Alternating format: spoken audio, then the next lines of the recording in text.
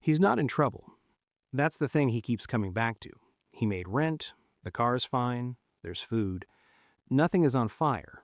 But he's opened his bank app 3 times tonight and closed it each time without really looking at it. Or maybe he looked, just didn't want to sit with the number. 6 days until payday. He's been at this job 4 years. Got a raise last spring, not massive, but real. He doesn't gamble, no expensive habit hiding somewhere. He's not the guy who buys stuff he doesn't need. So what is this feeling? He sets the phone face down and stares at the wall for a second. He doesn't have an answer, just a question that's half-formed, nagging at him the way a sound in another room does. Okay, numbers. He takes home $5,200 a month after taxes. In most places, that's a decent living. Not comfortable wealthy, but stable. The kind of income where people assume you've got it figured out. Rent is $1,550. He got lucky, locked in a lease before the market went crazy and hasn't moved since.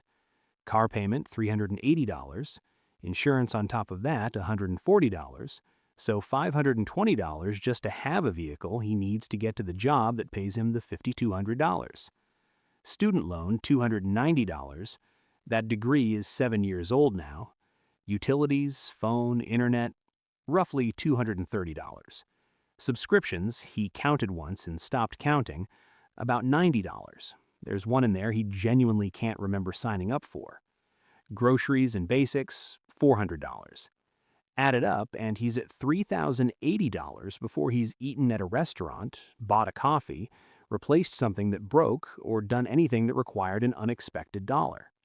He has $2,120 left, which sounds fine, more than fine, actually. This is the part where it gets interesting. That $2,120 isn't really $2,120. There are costs that don't show up monthly but show up regularly enough that calling them surprises is a little dishonest. Car registration, a dentist visit, new tires, a flight home, a wedding gift, a work event where he's covering his own meals for 3 days. Average those out and they run maybe $300 to $400 a month.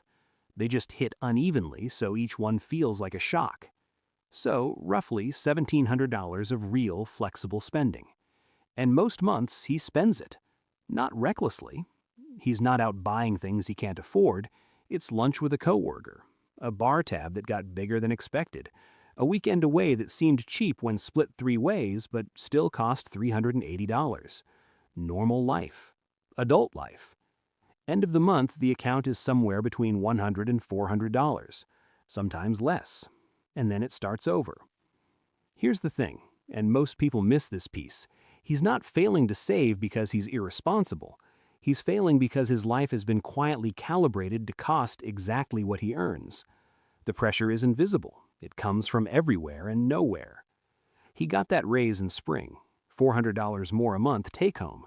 Did he sit down and decide what to do with it? He didn't. It just disappeared. Not stolen, not wasted on one dramatic purchase. It dissolved. A slightly nicer lunch spot. Uber instead of the bus a few times a week because he could. An upgrade here. None of it felt like a decision. All of it cost money.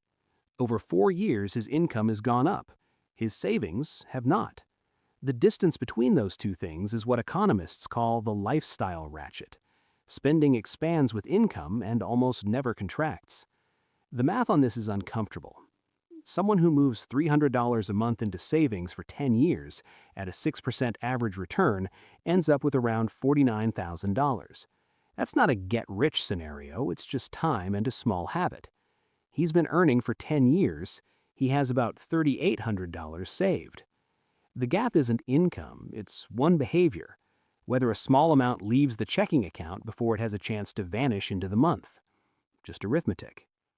The harder part, the part that the math doesn't capture, is that this isn't just a personal failure, it's a social one. He lives in a city. His friends earn similar amounts.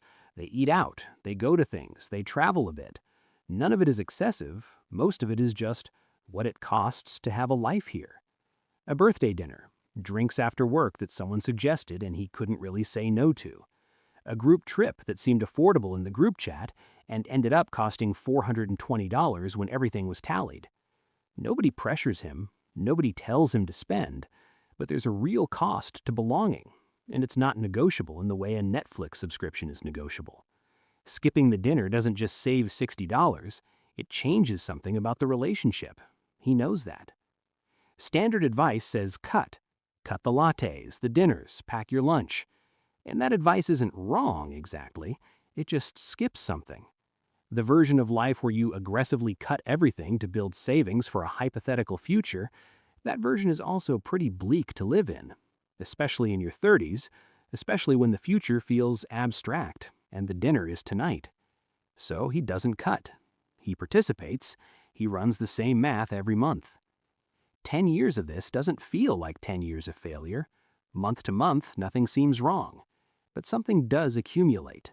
Not debt necessarily, something less tangible. Options narrow. There's a job he's thought about, different company, more interesting work, pays a little less for the first year. He can't take it, not with no cushion. 1 month of lower income and he'd be behind on rent. There's an apartment he looked at, better neighborhood, better light, better everything, requires 3 months up front. He doesn't have 3 months. And then there's the harder thing to name, the feeling that he can't really negotiate. He can't leave a bad situation at work without immediate financial pressure. He can't say no to the project he hates or the manager who treats him badly because leaving isn't something he can afford to do impulsively. He's not suffering. His life looks fine from the outside. The wall he keeps hitting is invisible until the moment it matters. There are people in his life who seem to navigate this differently. Not rich people, people roughly like him. The difference from what he can tell isn't income. They move money out of their checking accounts right after they get paid, before they think about it, before the month has a chance to absorb it. The amount varies. For some it's $200, for some $500, but the behavior is the same. The money is gone before it can be spent. And they seem to think about cushion differently. Not as savings towards something specific, more like a kind of buffer that gives them room to make decisions, to say yes to something, to say no to something else, without the decision being made for them by a bank balance. That's not a theory, it's just a pattern. One behavior, consistently done, changes what the next 10 years looks like. Not advice, just something worth noticing. He's here again. Nothing's wrong, nothing's on fire, but the question is a little more formed now than it was a month ago. He can almost name it. It's not about whether he's bad with money, it's about whether the structure of his month is working for him or just continuing, renewing itself, month after month, comfortable enough to not change, uncomfortable enough to feel like this occasionally late at night. A treadmill doesn't require falling to be a treadmill. He turns off the kitchen light. Maybe tomorrow he looks at it differently, or maybe not tomorrow. But the noticing is there now, and that tends to be where things start. If some part of this felt familiar or helped something click, consider subscribing. There's more to sit with here.